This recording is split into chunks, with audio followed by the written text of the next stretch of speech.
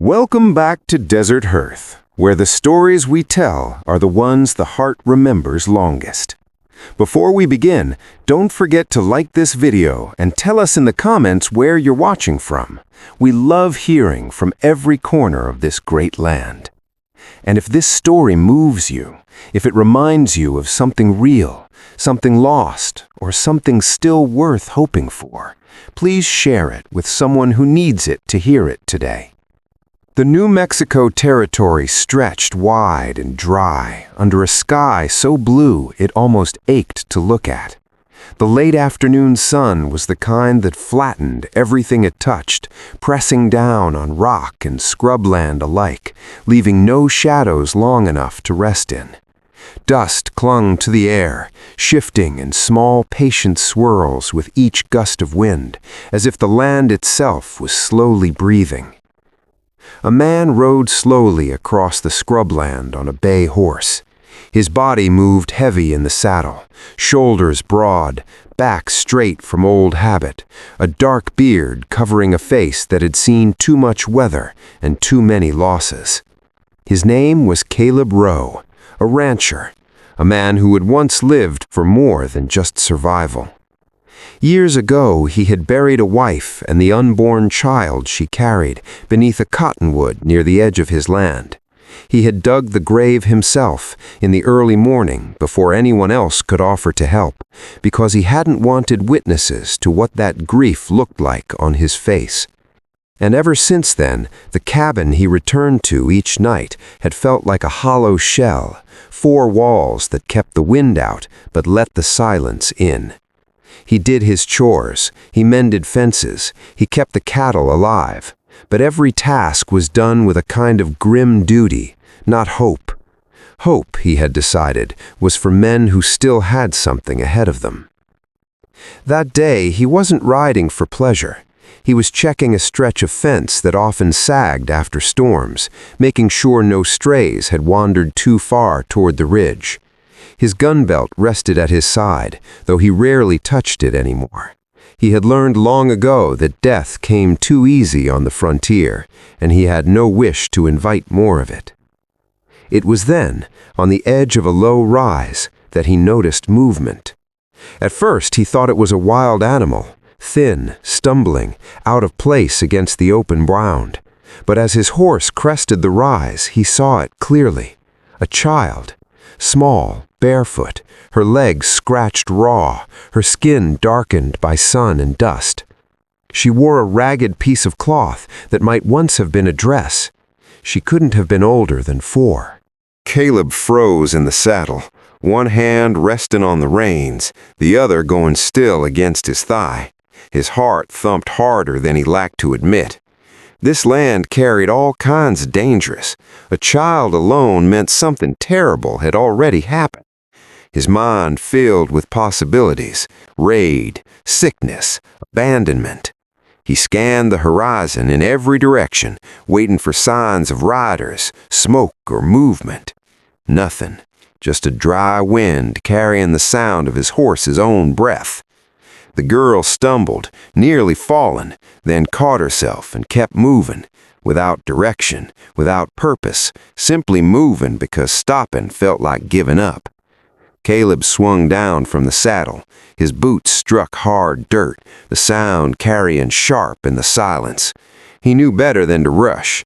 She was trembling, eyes darting, lips cracked white from thirst. He raised one hand slowly, showing it was empty. "Easy," he said, voice low and steady. The word might mean nothing to her, but tone mattered. She froze, feet planted in the dust as if she had nowhere left to run. Caleb felt a knot tighten in his chest, not only from pity, but from memory. Years ago, when raiders struck a nearby settlement, he had seen women and children wandering just like this, with that same look of shock, the look of being cut loose from everything familiar. He hated the memory. But here it was again, living and breathing, in the form of one tiny girl. He knelt slowly, bringing himself down to her level. Her eyes, wide, dark, and frightened, met his for only a heartbeat before dropping to the ground. She held a strip of cloth in her fist, gripping it the way a drowning person grips the only piece of wood within reach.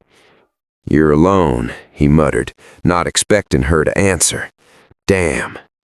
He thought about leaving her there, not because he wanted to, but because he understood what it would mean to take her in. She wasn't his responsibility. Bringing an Apache child onto his land, into his home, meant danger. Men in town already looked at him with suspicion because he kept to himself. Bringing her into the open would stir questions, and worse than questions, judgment. But he also knew she wouldn't last another night alone in the open. Coyotes, cold, the kind of men who rode these flats without conscience. Any one of those things would take her before sunrise. The decision tightened in him like a bolt being turned. He opened his arms slowly. For a moment she stood rigid, her whole small body coiled with fear. Then something gave way inside her. Something that had been held taut for too long finally broke loose. She stumbled forward and pressed herself against him, face buried in the rough cloth of his coat. Her body felt shockingly light, bones sharp beneath skin. Caleb wrapped his arms around her and held on, feeling her clutch his shirt with both fists, as though he might vanish if she let go. He exhaled, long and slow, steadying himself. He had just chosen a path he couldn't walk back from. He carried her to the horse. She flinched when the animal snorted, but Caleb whispered low to both child and beast, calming them the way he had learned to calm frightened things, slowly, without demand. He set her in the saddle before climbing up behind, her small back pressed against his chest like something that belonged there, though neither of them knew it yet. She said nothing. She only held still, the strip of ragged cloth still gripped tight in one fist. He guided the horse toward home, each mile dragging slow beneath the dropping sun. As they rode, his thoughts worked hard. Who was she? Where had she come from? Was someone still out there searching? The way she clung to him told him enough. She had no one, at least not anymore. He remembered the grave under the cottonwood, the long nights of silence in the cabin, the empty chair across the supper table. Something inside him shifted in a way he didn't quite trust because it reminded him too much of longing. By the time the cabin came into view, the sun had dropped low, the log walls glowing amber with the last light of day. He dismounted and carried her inside, pushing the door open with his shoulder. The air smelled of wood smoke and old leather. The cabin was small, one main room with a cast-iron stove, a rough-hewn table, and a bed pushed against the far wall. He set her on folded quilt near the hearth. She sat without protest, legs drawn up, arms wrapped around herself. Caleb poured water into a tin cup and offered it. She snatched it with both hands, drinking fast until water spilled down her chin. He slowed her gently when she choked, one hand steady on the cup, patient as he had learned to be with calves and wounded things. He boiled beans in an iron pot and fed her small spoonfuls when they softened, holding the spoon steady until her belly eased and her shoulders dropped with relief. After, he went to a shelf and pulled down something he hadn't touched in years, a rag doll. His wife had sewn it in hopes of filling a cradle that never held a child. Caleb had kept it only because he couldn't bear to throw it away. Now, handing it over felt like releasing something that had been waiting all this time for its proper purpose. The girl reached out and clutched the doll, pressing it to her chest. Her breathing slowed, her shoulders relaxed for the first time since he had found her. She curled up against the quilt, eyelids growing heavy, and within minutes she was asleep, the crackle of the fire covering her soft, even breaths. Caleb sat in his chair across the room, leaning forward with his hands clasped between his knees.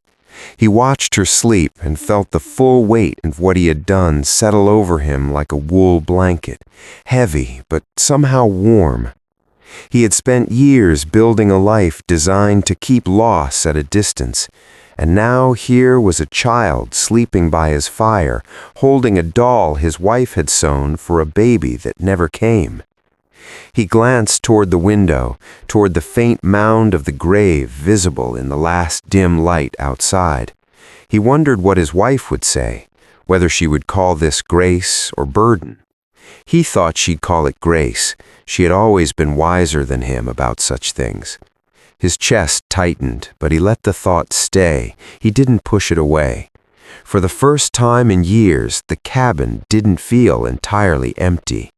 The morning broke gray, with a thin chill creeping through the cracks in the cabin walls. Caleb woke early as always, rose from the chair where he had slept half sitting, and looked toward the hearth.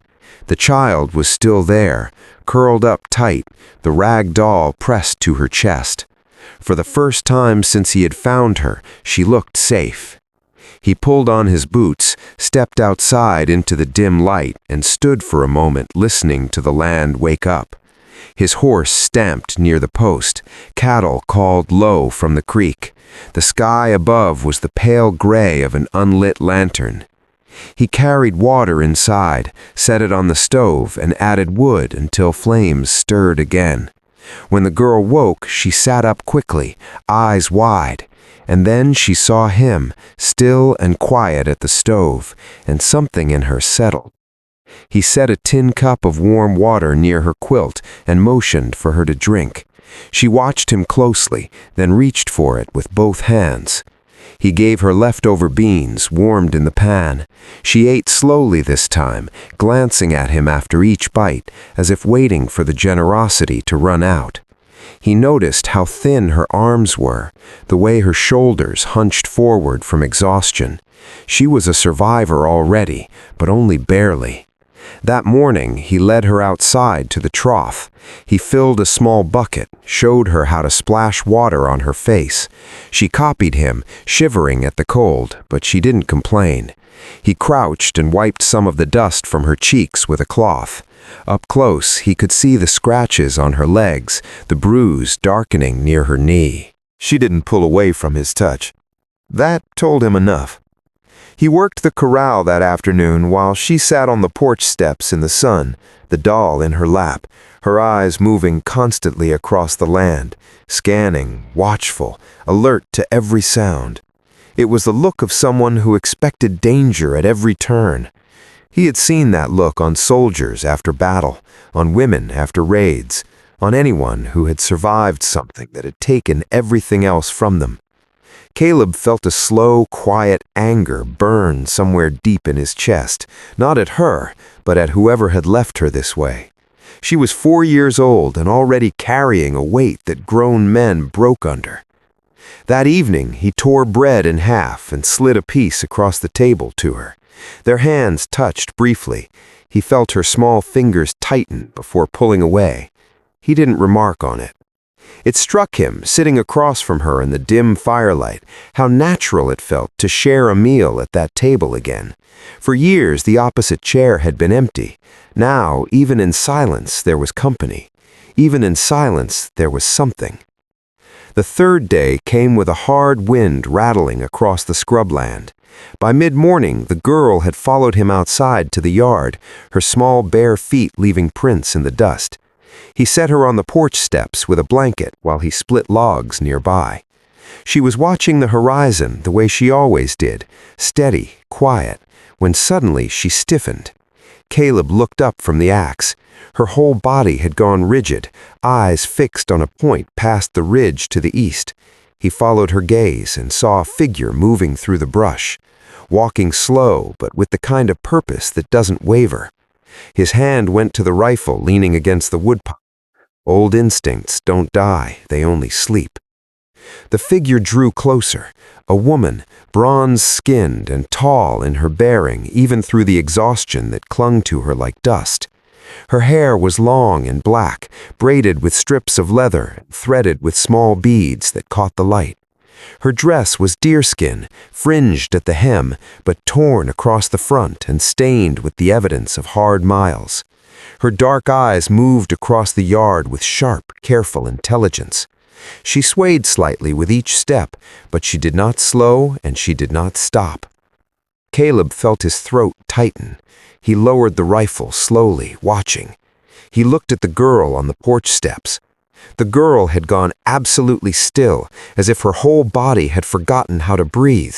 Her eyes were locked on the woman, wide and unblinking.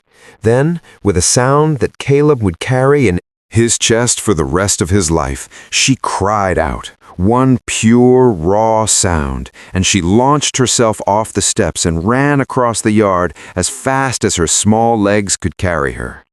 The woman dropped to her knees in the dust.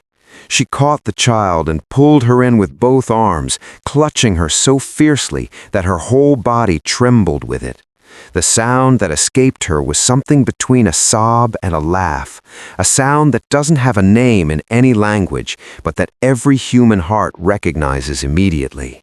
She pressed her face into the child's hair, murmuring words Caleb couldn't understand, but knew were full of the most ancient, most desperate relief a human being can feel. She pulled back just enough to look at her daughter, touching her face with both hands, running her fingers over her arms, her shoulders, her cheeks, making sure every part was still present, still whole, still hers. Then she pulled her back in and held her again, as if she planned never to let go. Caleb stood a few paces away, rifle at his side, heart beating hard. He felt the weight of the moment press against his ribs. He had seen grief many times, but he had rarely seen grief broken open, the moment when the thing you feared most has been taken back by mercy. The woman rose unsteadily, holding her daughter against her hip. She was thinner than he'd realized at a distance, her collarbone pressed sharp against skin. There were bruises along her forearms, the kind earned from a hard journey or from something far worse. Her eyes found Caleb. For a long moment, neither of them spoke. She looked at him the way someone looks at a thing they don't yet know how to name, a thing that has turned out to be the opposite of what they feared. "You keep her safe." Her voice was low and cracked from thirst and silence, the English careful and deliberate, like something carried from far away. It wasn't quite a question. "She's been fed," Caleb said simply. "Warm. She wasn't harmed." The woman nodded once, slow, her jaw tight with something she was holding carefully together. Then she swayed, just slightly, but Caleb was close enough to see it. He stepped forward before he'd made the conscious decision to do so. She resisted his steadying hand at first, pride holding her upright even as her body argued against it. But then her strength gave way, and she let him take her weight. He guided her toward the cabin without another word. Inside, he cleared the chair for her and set her down gently. He poured water and watched her drink, then poured more. The child sat pressed against her mother's side, still clutching the rag doll, eyes moving between them. Caleb set bread and beans on the table. He leaned against the wall, arms folded, and waited while she ate, not rushing her, not asking anything of her yet. When she had eaten and the color had returned slightly to her face, he asked quietly, "What happened?" Her eyes darkened the way eyes do when they're about to carry something heavy into the light. "Raiders," she said. "They came in the night. They killed my husband." She paused, and the pause held years in it. "I thought my daughter gone. I search. I always search. 3 days." She touched the girl's hair with one hand, a gesture so quiet and so full that Caleb had to look away for a moment. He knew that kind of loss. He knew the long nights that followed it. He knew the way the world rearranges itself into a shape you no longer recognize, and how a person learns to walk through it anyway, not because they are brave, but because they have no other choice. The woman's name was Ayanna. She told him so when he asked, offered it without hesitation, as though she had decided in the space of one shared meal that he was worthy of it. Her daughter's name was Sosi, which she said meant squirrel in her language, and she smiled faintly when she said it, her eyes going soft and far away for just a moment. It was the first time he had heard either of them use a name. It made them real to him in a new way. Caleb looked at the girl, at Sosi, sitting close against her mother, the rag doll clutched to her chest. He thought about the grave outside, about the empty chair, about the doll that had waited on a shelf for 4 years, holding its shape in the dark. He looked at Ayanna, who met his gaze steadily, without flinching, the way people look at each other when pretense has been stripped away by circumstance, and what remains is only the plain truth of who each person is. "You'll both stay," he said. His voice was quiet, but it was certain, the way a man speaks when he has moved past deliberating, and he had decided. He told her in return about the woman buried under the cottonwood, about the child that never drew breath. He had not told anyone that story in a long time. It came out slowly, in pieces, the way something frozen thaws, a little at a time, in the warmth of a place that has finally gotten safe enough. Ayanna listened without interrupting.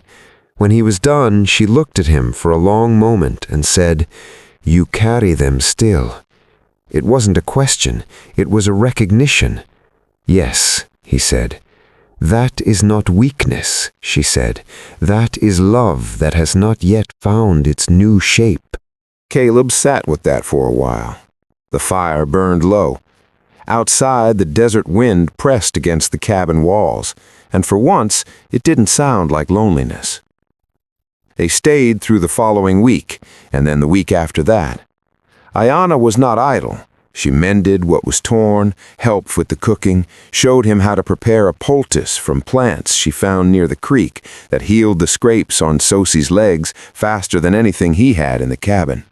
She was capable and proud and patient, and she carried her grief the way the desert carries heat, steady, constant, a part of the landscape rather than a weight on top of it.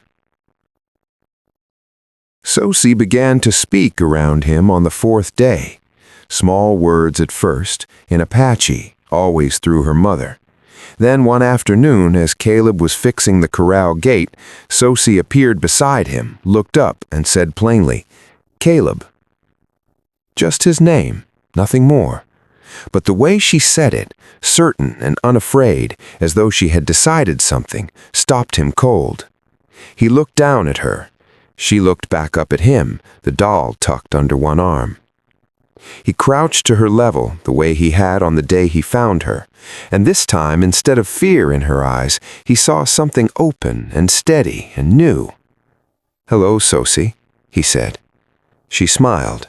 It was small and brief, like a candle flame in a wind, but it was real. And something Caleb Rowe had decided was gone, something he had buried alongside the woman beneath the cottonwood, moved in him again. Not loudly, not all at once, just a small, quiet movement, like the first green thing pushing up through winter ground, fragile and certain and impossibly brave. The morning Ayanna said she was strong enough to continue on, to find her people, to carry word of her husband, to decide what came next, Caleb stood in the yard and did not say anything for a long time. The sky was enormous and pale blue, the kind that makes the world look like it goes on forever. She stood across from him, Sosi at her side, the girl holding both the doll and her mother's hand. Ayanna met his eyes with that same steady, unhurried gaze she had given him from the beginning, seeing him clearly, hiding nothing. "You are a good man, Caleb Rowe," she said. He shook his head slightly, the way men do when they don't quite believe a thing but want to. "You could stay," he said quietly. "There's room here, work enough, and the land is safer with more than one watching it." It was the longest thing he had said in years. It cost him something. He felt it in his throat. Ayanna was quiet for a moment. She looked at the cabin, at the land, at the grave at the edge of the yard beneath the cottonwood, and then back at him. "Perhaps," she said, "there are things that were always meant to find each other, and took the long way." She did not leave that morning. No one did. The fire burned that night with 3 people around it, and the cabin felt, for the first time in a very long time, like something more than walls and a roof. It felt like a beginning. Outside, the cottonwood stood in the dark, its leaves moving faintly in the night wind. And if you believed in such things, in the way that love doesn't truly leave but only changes form, finding new vessels, new faces, new mornings to fill, then perhaps the woman buried beneath it was not entirely gone from that place. Perhaps she had been there all along, waiting for the cabin to fill again, waiting for grace to find its way home. Some people come into our lives by accident. Some come by grief. Some come by a child found wandering in the dust on a dry afternoon when a man was only checking a fence line and trying, quietly, to survive another day. But the remarkable thing, the thing worth remembering, is that they come. And sometimes the life we were no longer sure we deserved walks toward us anyway, trusting us to open our arms. That is what love looks like on the frontier and everywhere else. It is not always soft, it is not always what we expected, but it is real and it is enough. If this story stayed with you, if it reminded you of something, a person, a moment, a kindness you once gave or received, please take a moment to share it. Stories like this only travel as far as the heart's willing to carry them. Like this video if this touched you. Tell us in the comments, where are you watching from, and has a stranger ever shown up in your life and changed everything?